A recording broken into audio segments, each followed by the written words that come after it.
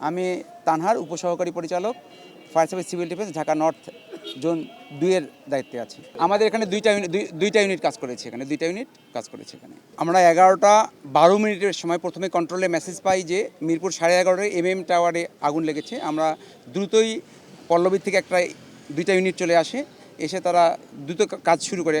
এখানে 10তলা ভবনের 4তলায় desire lifestyle একটা শোরুম রয়েছে কাপড়, যারা হোলসেল বিক্রি করে, সেই দোকানটার মধ্যে আগুন লেগেছে এবং তারা খুব দ্রুত আগুনটা নিয়ন্ত্রণে চলে আসে। 12টা 30 মিনিটের মধ্যে আগুন নিয়ন্ত্রণে চলে আসে এবং আপনারা দেখতে পাচ্ছেন যে 1টা 12-র মধ্যে আমরা আগুন ফুল ফায়ার আউট, মানে আগুন নিয়ন্ত্রণে দিয়েছি। এখানে আগুনের চ্যালেঞ্জ যেটা ছিল যে পুরা রুমগুলো প্যাক করা ছিল, একদম এয়ার প্যাক ছিল। এখানে ধোঁয়ার পরিমাণ বেশি ছিল, যেখানে আমাদের আগুন নিভাতে ব্রেক পেতে হয়েছে। পরবর্তীতে আমাদের ব্রিদিং আমাদের যেটা ছিল, আরও কিছু ব্রিদিং আমাদের মিরপুর থেকে নিয়ে আসা হয়েছে, সেই ব্রিদিং দিয়ে আমরা আগুনটা খুবই দ্রুত নির্বাপন করতে পেরেছি। আমরা এখানে আগুনের যেটা আমরা প্রাথমিকভাবে যেটা আমরা ধারণা করছি, এখানে বৈদ্যুতিক ওয়্যার ছিল, সেই বৈদ্যুতিক যে বোর্ড ছিল, সেই বোর্ডটার থেকে আগুন শুরু হতে পারে, এটাই আমার ধারণা করছি। এখানে একটা রুমের মধ্যে যে কাপড়গুলো ছিল, সেই কাপড়গুলোই পড়ে গেছে। পাশে আর একটা রুমের আংশিক ক্ষতিগ্রস্ত, খুব বেশি ক্ষতি হয়নি। ছোট একটা ফ্লোরের মধ্যে আগুনটা সীমাবদ্ধ ছিল।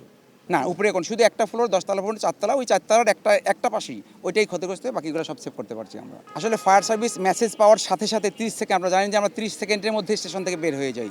যদি কেউ মেসেজ দিতে দেরি করে দেয়, সেটা আসলে আমাদের কিছু করার নেই, বাট আমরা কখনো আমাদের দিক থেকে কখনো আমরা নেগলিজেন্সি করি না।